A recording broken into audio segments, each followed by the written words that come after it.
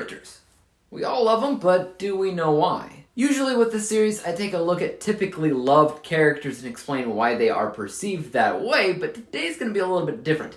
I'll be taking a look at a character that is often seen as bad and explain if there's any logic behind hating the character or not, and that is Kristen Stewart's character of Bella Swan in the Twilight series. Often the butt of jokes, her character is seen as just this expressionless robot, but doesn't that have more to do with acting? What about her actual character? Well, starting off with some visuals, I want to know if you just take an image of Bella, if you'll know who you're looking at. Well, we clearly know that it's Kristen Stewart, and based off of maybe her hair length and approximate age, we can assume that it's probably her character in Twilight.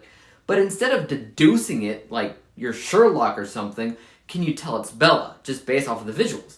Well, maybe if you're talking about the final film, since she ends up with, a different eye color. But before that, what are you gonna say? According to the Twilight Saga wiki, Bella is described as having a very pale complexion with long, straight, dark brown hair, a widow's peak, unique chocolate brown eyes, and a heart-shaped face with a wide forehead. Her eyes are large and widely spaced. Her nose is thin, and her cheekbones are prominent.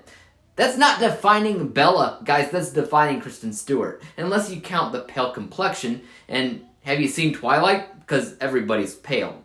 Everybody. There's nothing unique about what she looks like. 0 points. Okay, so apart from that, let's say that we're now blind, and we can only hear Bella. Is there anything audible that stands out with her character? Something that she says, maybe a catchphrase, an audible tick that she has?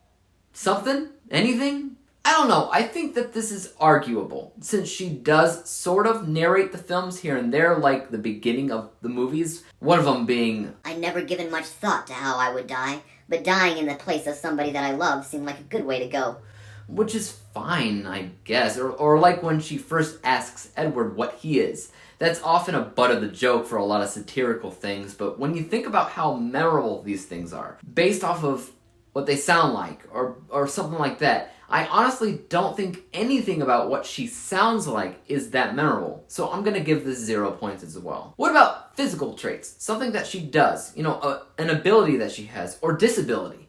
Again, similar to visuals, there's some great, fantastic answers to this question for the final film. Every other movie? No, nothing. She's clumsy, I guess, but that's such a stereotypical thing for a teen movie these days. Everybody's clumsy, so who cares? So should I give it points for the final movie and the final movie alone? That's the question, isn't it? Heck, the final movie was only the second half of the same story seen in the second to last movie. So looking at it that way, there's really barely anything there. In fact, out of any character in Twilight whatsoever, I would say that this is the only subcategory that would really ever get points. Edward can read minds, another one of the characters can see the future, another one can heal, so almost everybody would get at least some points here.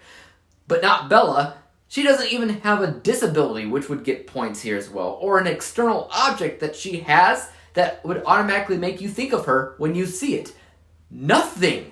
She is so empty, it's hard to even fathom. Finally, the last spot that we have any hopes of giving points to her is the psychological subcategory. Something about her behavior that stands out. This is the only thing that I will give points to, and that's simply because she's a troubled teenager that can't live without a 100-year-old vampire that she's dependent on. In fact, she's so obsessed with him and his entire family that she wants to die herself to become a vampire and live out as a teenager for the rest of her life. This is somewhat psychological. She needs help. She needs professional help.